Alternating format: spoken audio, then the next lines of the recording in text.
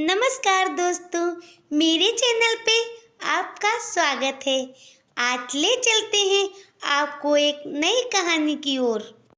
बुढ़ापा बहुधा बचपन का पुनरागमन हुआ करता है। बूढ़ी काकी में जिह्वा स्वाद के अतिरिक्त और कोई चेष्टा शेष ना थी और अपने कष्टों की ओर आकर्षित करने का रोने के अतिरिक्त और कोई दूसरा सहारा ना था। समस्त इंद्रियां, नेत्र, हाथ और पैर जवाब दे चुके थे। वे पृथ्वी पर पड़ी रहती। घर वाले कोई बात उनकी इच्छा के प्रतिकूल करते, भोजन का समय टल जाता या उसका परिणाम पूर्ण न होता, अथवा बाजार से कोई वस्तु आती और उन्हें ना मिलती तो वे रोने लगती। उनका रोना सिसकना साधारण रोना ना था। वे गला फाड़ फाड़ कर रोती थी। उनके पतिदेव को स्वर्ग सिधारे कालांतर हो चुका था। बेटे तरुण हो होकर चल बसे थे। बस अब एक भतीजे के सिवाय उनका कोई दूसरा न था। उसी भतीजे के नाम पर उन्होंने अपनी संपत्ति लिख दी थी। भतीजे ने सारी संपत्ति लिखते समय खूब लंबे चौड़े वादे किए, किंतु वे सब वादे केवल कुली डिपो के दलालों के दिखावे हुए सब्जबाग थे। यद्यपि उस संपत्ति की वार्षिक आय 150-200 रुपए से कम न थी, तथापि बूढ़ी काकी को पेट भर भोजन भी कठिनाई से मिलता था। उसमें उनके भतीजे पंडित बुद्धिराम का अपराध था अथवा उनकी अर्धांगिनी श्रीमती रूपा का। इसका निर्णय करना सहज न था। बुद्धिराम स्वभाव के सज्जन, किंतु उसी समय तक रहते थे जब तक उनके कोष पर कोई आँच न आवे। रूपा स्वभाव से तीव्र थी सही, पर ईश्वर से डरती थी। एत्यों बूढ़ी काकी को उसकी तीव्रता उतनी न खलती जितनी कि बुद्धिराम की भली मनसाहत की। बुद्धिराम को कभी कभी अपने अत्याचार पर खेद होता था। विचारते कि इस संपत्ति के कारण मैं इस समय भला मानुष बना बैठा हूँ।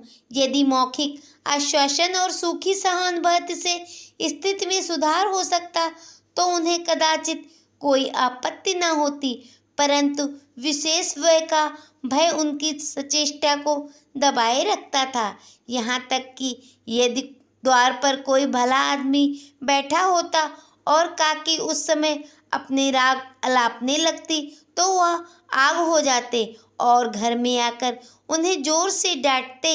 लड़कों को बुढ़ों से स्वाभाविक विद्वेष होता है और वे फिर जब माता पिता का यह रंग देखते तो वो बूढ़ी काकी को और सताया करते। कोई चुटकी काट कर भागता, कोई उन पर पानी की कुल्ली कर देता। काकी चीख मारकर रोती, परंतु यह बात प्रसिद्ध थी कि वो केवल खाने के लिए रोती हैं। एत्यों उनके संताप और अंतर्नाद पर कोई ध्यान नहीं देता था। हाँ, काकी क्रोध में आकर बच्चों को गालियां देने लगती तो रूपा घटनास्थल पर आ पहुंचती। इस भय से काकी अपनी जिह्वा कृपाण का कदाचित ही प्रयोग करती थी। यद्यपि उपद्रव शांति का यह उपाय रोने से अधिक उपयुक्त था। संपूर्ण परिवार में यदि काकी से कोई अनुराग करता था तो वह बुद्धिराम की छोटी लड़की लाडली थी। लाडली अपने दोनों भाइयों के भय से अपने हिस्से की मिठाई चबेना बूढ़ी काकी के पास बैठकर खाया करती थी। यही उसकी रक्षागार था।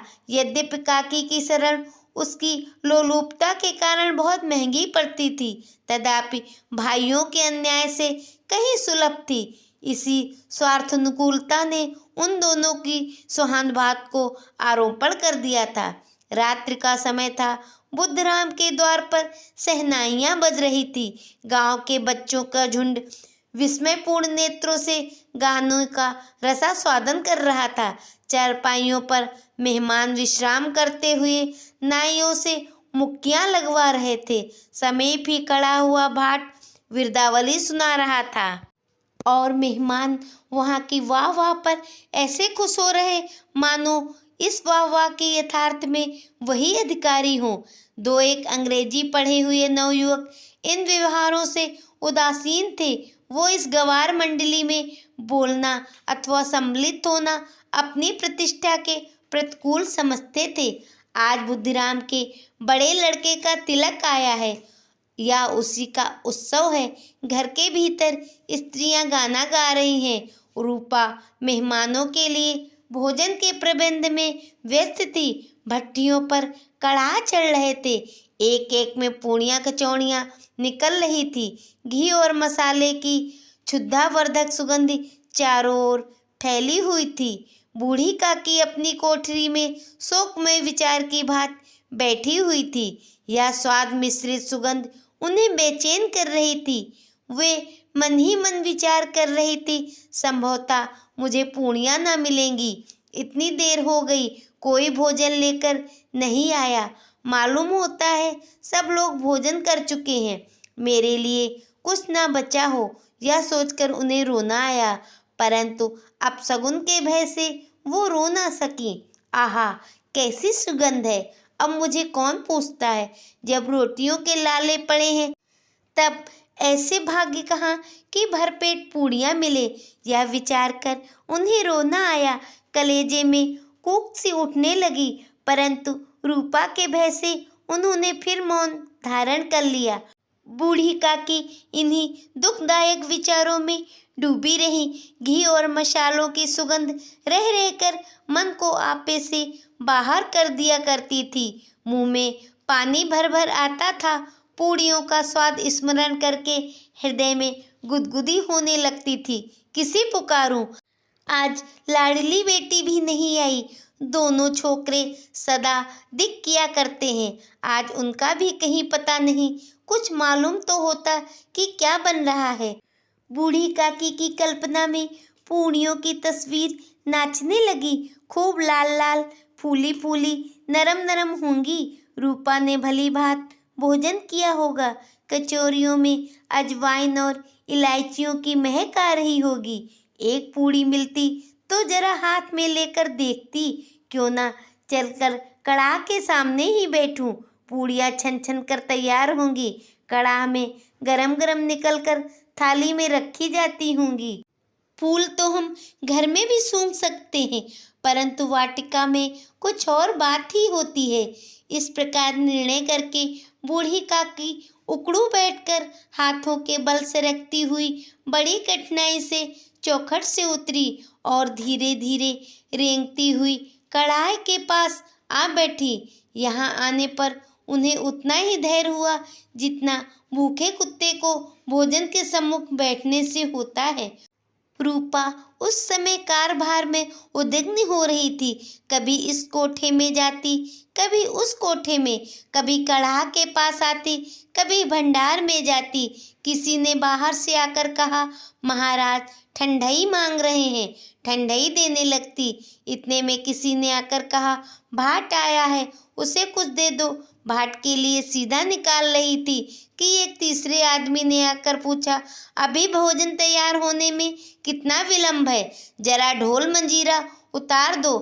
बेचारी अकेली स्त्री दौड़ते दौड़ते व्याकुल हो रही थी, झुल्लाती भी थी, कुड़ती भी थी, परंतु क्रोध प्रकट करने का अवसर ना पाती थी। भय होता कहीं पड़ोसने या ना कहने लगे कि इतने में उल पड़ी। प्यास से स्वयं कंठ सूख रहा था, गर्मी के मारे फूकी जाती थी, परंतु इतना अवकाश भी ना था कि जरा पानी पी ले अथवा पंखा लेकर झले।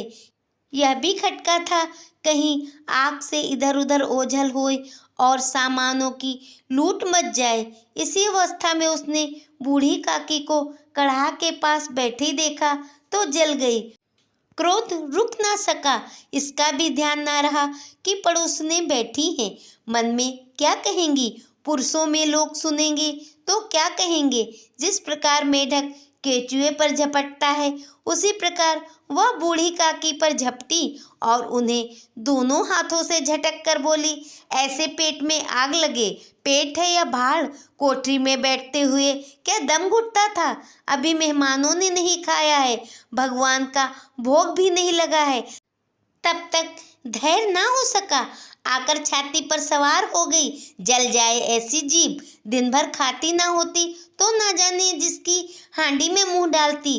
गांव देखेगा तो क्या कहेगा कि बुढ़िया भर पेट खाने को नहीं पाती, तभी तो इस तरह मुंह बाए फिरती है। डायन ना मरे ना माचा छोड़े, नाम बेचने पर लगी है, नाक कटवा कर दम लेगी। इतना ठूसती है ना जाने कहाँ भस्म हो जाता है। लो, भला चाहती हो तो जाकर कोठरी में बैठो, जब घर के लोग खाने लगेंगे तब तुम्हें मिलेगा। तुम कोई देवी नहीं हो कि चाहे किसी के मुंह में पानी ना जाए, परंतु तुम्हारी पूजा पहले ही हो जाए। बूढ़ी काकी ने सर न उठाया, न रोई न बोली, चुपचाप रेंगती हुई अपनी कोठरी में चली गई। आवाज ऐसी कठोर थी कि हृदय और मस्तिष्क की संपूर्ण शक्तियाँ, संपूर्ण विचार और संपूर्ण भार उसी ओर आकर्षित हो गए थे। कुछ देर बाद भोजन तैयार हो गया। आंगन में पत्तलें पड़ गई, मेहमान खाने लगे। स्त्रियों ने जेवनार गीत गाना आरंभ कर दिया। मेहमानों के नाई और सेवकगण भी उसी मंडली के साथ किंतु कुछ दूर हटकर भोजन करने बैठ गए थे। परंतु सभ्यता अनुसार जब तक सब के सब खा ना चुके कोई उठ नहीं सकता था। दो एक मेहमान जो कुछ पढ़े लिखे थे, सेवकों के दीर्घाहार पर झल्ला रहे थे। वो इस बंधन को व्यर्थ और बेसिर की बात समझते थे। बूढ़ी काकी कोठरी में जाकर पश्चाताप कर रही थी कि मैं कहाँ से वहाँ गई। उन्हें रूपा पर क्रोध नहीं आ रहा था, अपनी जल्दबाजी पर दुख था। सच ही तो था, जब तक मेहमान लोग भोजन ना कर चुकेंगे घर वाले कैसे खाएंगे। मुझसे इतनी देर भी नहीं रहा गया, सबके सामने पानी उतर गया। अब जब तक कोई बुलाने ना आएगा मैं ना जाऊंगी। मन ही मन इसी प्रकार का विचार करके वो बुलावे का प्रतीक्षा करने लगी। परंतु घी की रुचिकर सुबास बड़ी धैर्य परीक्षक प्रतीत हो रही थी। उन्हें एक एक पल एक एक युग के समान मालूम होता था। अब पत्तल बिछ गई होंगी, अब मेहमान आ गए होंगे, लोग हाथ पैर धो रहे हैं, नाई पानी दे रहा है, मालूम होता है लोग खाने बैठ गए होंगे, जेवनार गाया जा रहा है। यह विचार कर वह मन को बहलाने के लिए लेट गई। धीरे धीरे एक गीत भी गुनगुनाने लगी। उन्हें मालूम हुआ कि मुझे गाते देर हो गई। इतनी देर तक तो लोग भोजन कर ही रहे होंगे, किसी की आवाज़ सुनाई नहीं देती। अवश्य लोग खा पी कर चले गए होंगे, मुझे कोई बुलाने नहीं आया। रूपा चिढ़ गई होगी, क्या जाने ना बुलाए, सोचती होगी आप ही आएगी, वह कोई मेहमान तो नहीं जो उन्हें बुलाऊं।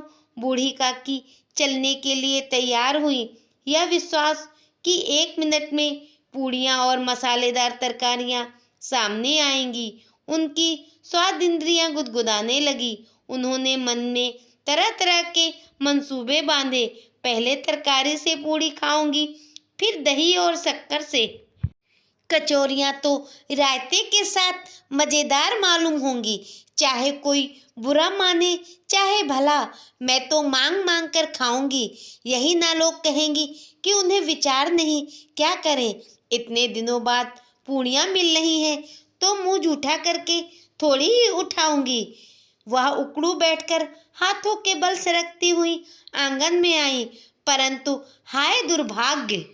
अभिलाषा ने अपने पुराने स्वभाव के अनुसार समय की मिथ्या कल्पना की थी। मेहमान मंडली अभी बैठी हुई थी। कोई खाकर उंगलियां चाटता था तो कोई तिरछे नेत्रों से देखता था कि लोग अभी खा रहे हैं या नहीं।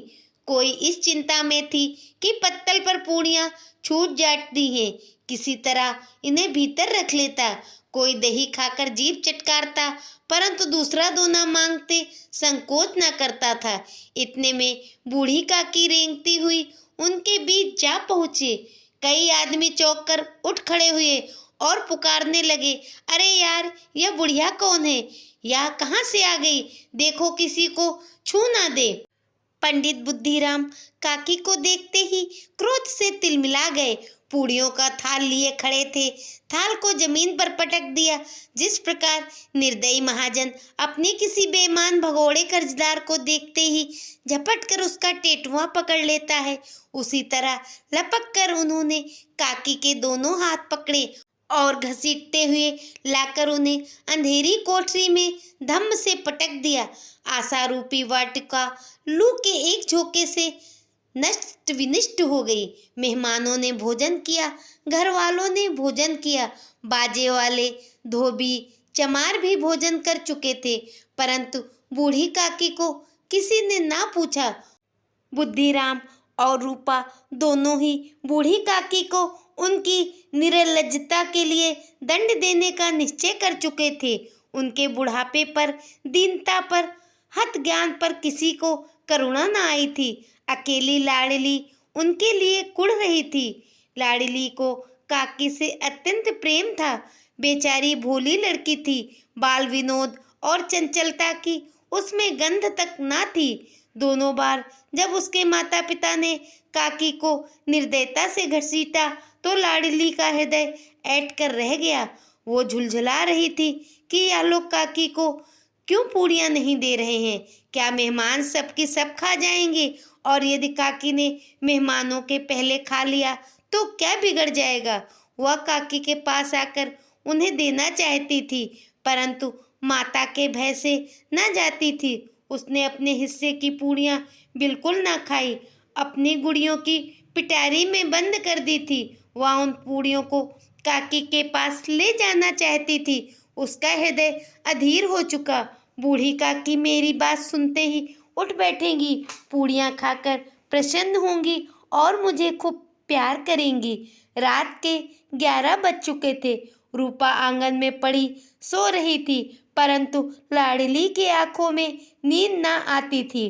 काकी को पूड़ियाँ खिलाने की खुशी उसे सोने ना देती थी। विचारने लगी, चलूं। चारों ओर अंधेरा था, केवल चूल्हे में आग चमक रही थी और चूल्हे के पास एक कुत्ता लेटा हुआ था। लाडली की दृष्टि द्वार के सामने वाले नल की ओर गई। उसे मालूम हुआ कि उस पर हनुमान जी बैठे हैं। उनकी पूंछ, उनकी गदा सब स्पष्ट दिखाई दे रही है। मारे भय के उसने आंखें बंद कर ली। इतने में कुत्ता उठ बैठा। लाडली को ढांढस हुआ। कई सोए हुए मनुष्यों के बदले एक भागता हुआ कुत्ता उनके लिए अधिक धैर्य का हुआ। उसने पिटारी उठाई और बूढ़ी काकी की कोठरी की ओर चल दी। बूढ़ी काकी को महज इतना याद था कि किसी ने मेरे साने पकड़े। फिर उन्हें ऐसा मालूम हुआ कि जैसे कोई पहाड़ पर उठाए लिए जाता है। उनके पैर बार बार पत्थर से टकराए, तब किसी ने उन्हें पहाड़ पर से पटक दिया। वो बेहोश हो गई। जब उनका होश बजा हुआ तो किसी की जरा सी आहट ना मिलती थी। समझ गई कि सब लोग खा पीकर सो गए हैं और उनके साथ मेरी तकदीर भी सो गई। रात कैसे कटेगी? राम, क्या खाऊं? पेट में आग जल रही है या किसी ने मेरी सुध ना ली? क्या मेरा पेट काटने से धनवान हो जाएंगे? उन लोगों को इतना दया भी नहीं आई कि बुढ़िया ना जाने कब मर जाएगी। उसका राया क्या दिखाएंगे? मैं पेट की रोटियां ही खाती हूँ कि और कुछ। इस पर ये हाल, मैं अंधी अपाहिज ठहरी, ना कुछ सूझे ना बूझे। अगर आंगन में चली गई तो क्या बुद्धराम से इतना कहते ना बना कि काकी अभी लोग खा रहे हैं, फिर आना। मुझे घसीटा, पटका। उन्हीं पूरियों के लिए रूपा ने सबके सामने गालियां दी। उन्हीं पूरियों के लिए इतनी दुर्गत करके भी उनका पत्थर का कलेजा ना पसीजा। सबको खिलाया, मेरी बात ना पूछी। जब तभी ना दिया तो अब क्या देंगी? मायूस हो सब्र से लेट गई थी। मेहमानों के लिहाज से रोती ना थी। यकायक उनके कान में आवाज आई, काकी उठो, मैं पूरी लाई हूँ। काकी ने लाडली की आवाज पहचानी, झटपट उठ बैठी। दोनों हाथों से लाडली को टटोला और उसे गोद में बिठा लिया। लाडली ने पूरियां निकाल के दी। काकी ने पूछा, क्या तुम्हारी अम्मा ने दी है? लाडली ने फक्क से कहा, नहीं, ये मेरे हिस्से की है। काकी पूरियों पर टूट पड़ी। 5 मिनट में पिटारी खाली हो गई। लाडली ने पूछा, काकी पेट भर गया?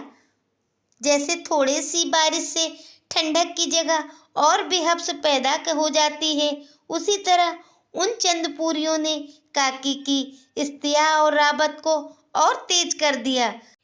काकी बोली, जाके अम्मा से और मांग लाओ। काकी, अम्मा तो सो रही हैं, जगाऊंगी तो अम्मा मारेगी। काकी ने पिटारी को फिर टटोला। उसमें चंद रेजे गिरे थे, उन्हें निकाल कर खा गई।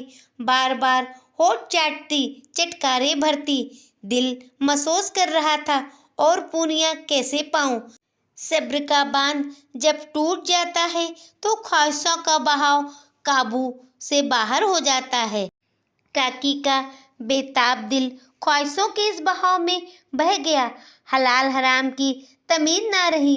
वह कुछ देर तक इस ख्वाहिश को रोकती रही। यकायक लाडली से बोली, मेरा हाथ पकड़कर वहाँ ले चलो जहाँ मेहमानों ने बैठकर खाना खाया था।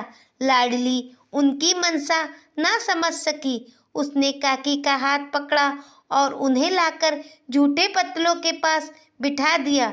गरीब भूख की मारी मतरूल अक्ल बुढ़िया पत्तलों से पूरियों के टुकड़े चुन चुन कर खाने लगी। वाह, कितना लजीज था! सालन कितना मज़ेदार, कचौरियाँ कितनी सलोनी, समोसे कितने खस्ता और नरम। काकी फितूरे अक्ल के बावजूद जानती थी कि वो जो कर रही हैं उसे उन्हें करना ना चाहिए था। मैं दूसरों के झूठे पत्तल चाट रही हूँ, लेकिन बुढ़ापे के हिर्स मर्ज का आखिरी दौर है, जब सारे हवास एक ही मरकज पे आकर जमा हो जाते हैं। बूढ़ी काकी में ये मरकज उनका हुस्ने जायका था। ऐन उसी वक्त रूपा की आँख खुली। उसे मालूम हुआ कि लाडली अब मेरे पास नहीं है। चूंकि चारपाई के इधर उधर ताकने लगी, कहीं लड़की नीचे तो नहीं गिर पड़ी। उसे वहां ना पाकर वो उठ बैठी तो क्या देखती है, लाडली झूठे पत्तलों के पास चुपचाप खड़ी है और बूढ़ी काकी पत्तलों पर से पूरियों के टुकड़े उठा उठा कर खा रही हैं। रूपा का कलेजा सन्न रह गया। किसी गाय के गर्दन पर छुरी चलते देखकर उसके दिल की जो हालत होती है, वही उस वक्त उसकी हुई।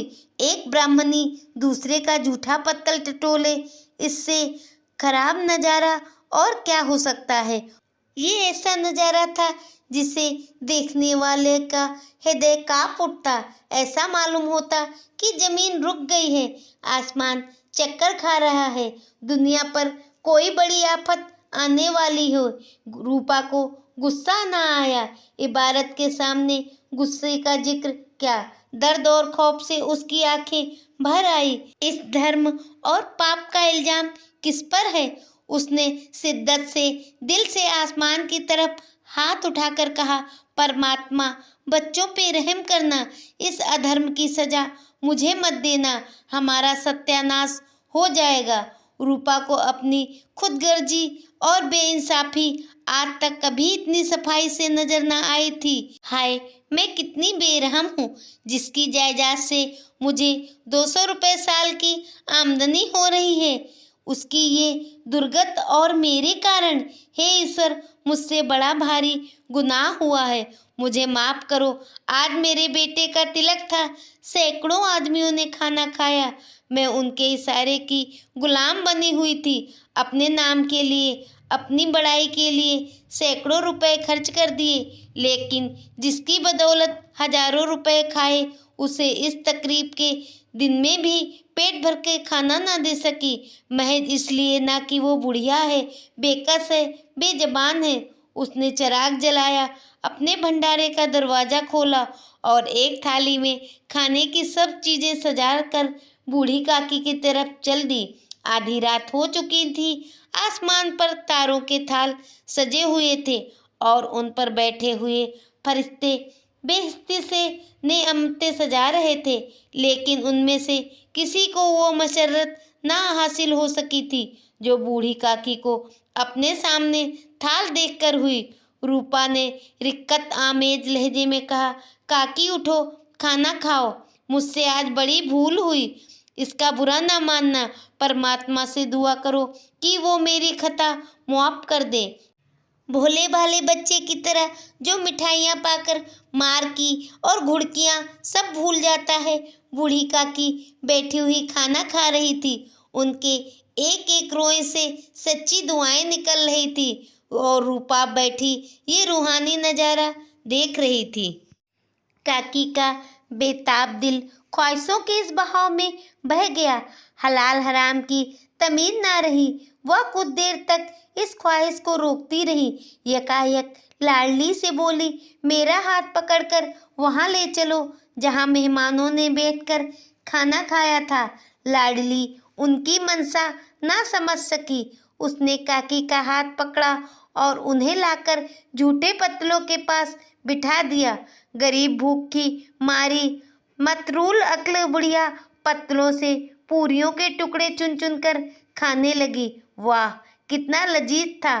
सालन कितना मज़ेदार, कचौरियाँ कितनी सलोनी, समोसे कितने खस्ता और नरम। काकी फितूरे अक्ल के बावजूद जानती थी कि वो जो कर रही हैं उसे उन्हें करना ना चाहिए था। मैं दूसरों के झूठे पत्तल चाट रही हूँ, लेकिन बुढ़ापे के हिर्स मर्ज का आखिरी दौर है जब सारे हवास एक ही मरकज पे आकर जमा हो जाते हैं। बूढ़ी काकी में ये मरकज उनका हुस्न जायका था। ऐन उसी वक्त रूपा की आँख खुली। उसे मालूम हुआ कि लाडली अब मेरे पास नहीं है। चूंकि चारपाई के इधर उधर ताकने लगी, कहीं लड़की नीचे तो नहीं गिर पड़ी। उसे वहां ना पाकर वो उठ बैठी तो क्या देखती है, लाडली झूठे पत्तलों के पास चुपचाप खड़ी है और बूढ़ी काकी पत्तलों पर से पूरियों के टुकड़े उठा उठा कर खा रही हैं। रूपा का कलेजा सन्न रह गया। किसी गाय के गर्दन पर छुरी चलते देखकर उसके दिल की जो हालत होती है वही उस वक्त उसकी हुई। एक ब्राह्मणी दूसरे का झूठा पत्तल टटोले, इससे खराब नज़ारा और क्या हो सकता है।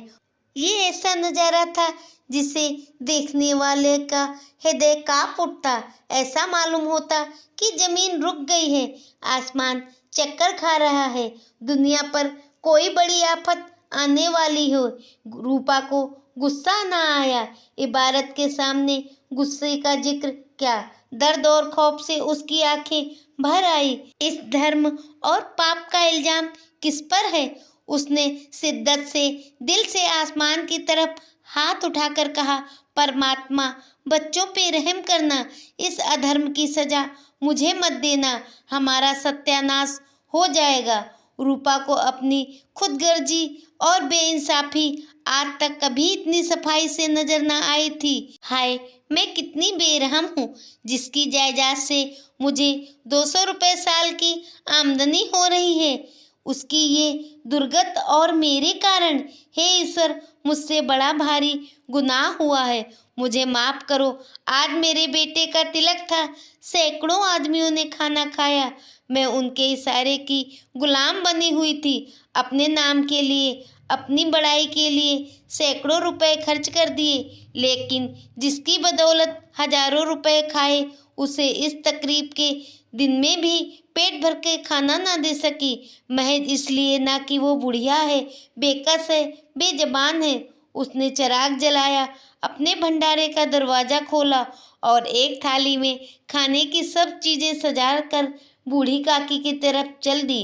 आधी रात हो चुकी थी। आसमान पर तारों के थाल सजे हुए थे और उन पर बैठे हुए फरिश्ते बेइज्जती से नेअमतें सजा रहे थे, लेकिन उनमें से किसी को वो मसरत ना हासिल हो सकी थी जो बूढ़ी काकी को अपने सामने थाल देखकर हुई। रूपा ने रिक्कत आमेज लहजे में कहा, काकी उठो, खाना खाओ, मुझसे आज बड़ी भूल हुई। इसका बुरा ना मानना, परमात्मा से दुआ करो कि वो मेरी खता मुआफ कर दे। भोले भाले बच्चे की तरह जो मिठाइयाँ पाकर मार की और घुड़कियाँ सब भूल जाता है। बूढ़ी काकी बैठी हुई खाना खा रही थी। उनके एक एक रोए से सच्ची दुआएं निकल रही थी और रूपा बैठी ये रूहानी नज़ारा देख रही थी।